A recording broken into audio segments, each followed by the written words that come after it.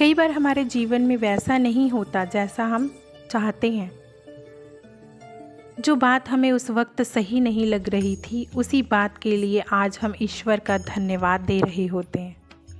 तभी तो कहते हैं जो हुआ अच्छा ही हुआ, और जो हो रहा है अच्छा ही हो रहा है, और जो होगा अच्छा ही होगा। एक बहुत ही प्यारी कहानी सुनाती हूँ। एक राजा का विशाल फलों का बगीचा था। उसमें तरह तरह के फल लगे हुए थे। उस बगीचे की देखभाल एक किसान और उसका परिवार किया करता था। किसान उस बगीचे से तैयार और मीठे फल रोज शाम को राजा के लिए तोड़कर ले जाता। एक दिन किसान ने बगीचे में आकर देखा कि नारियल, अमरूद, सेब, अंगूर, बेर सब पके हुए थे। किसान सोचने लगा कि कौन से फल राजा के लिए लेकर जाऊं। न जाने उसके मन में क्या आया। उसने अंगूर की टोकरी भरी और राजा के लिए लेकर महल की ओर चल दिया। वो रास्ते भर सोचता रहा कि केवल अंगूर ही लेके जा रहा हूँ, 2-4 सेब, नारियल, अमरूद ही डाल लेता। अलग अलग फल देखकर राजा कितना खुश हो जाता।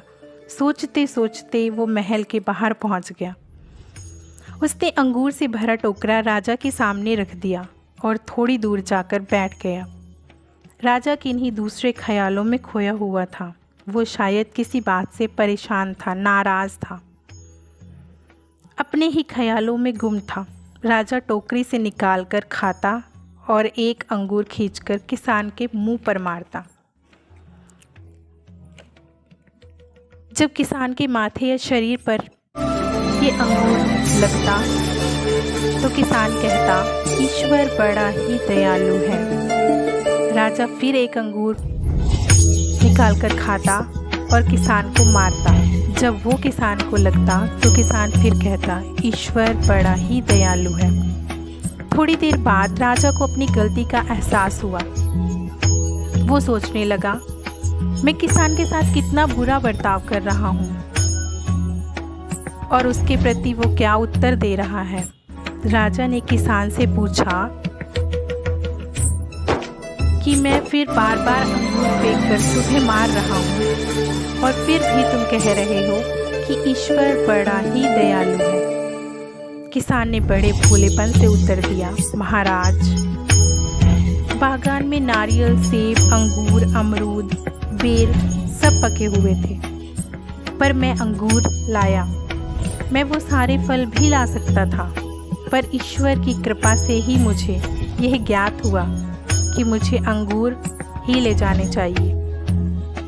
मैं ईश्वर का धन्यवाद देता हूँ, क्योंकि अगर अंगूर में दूसरे फल लाता और इसी तरह आप मुझे जोर से मारते तो मेरा क्या हाल होता। सच में महाराज, ईश्वर बड़ा ही दयालु है।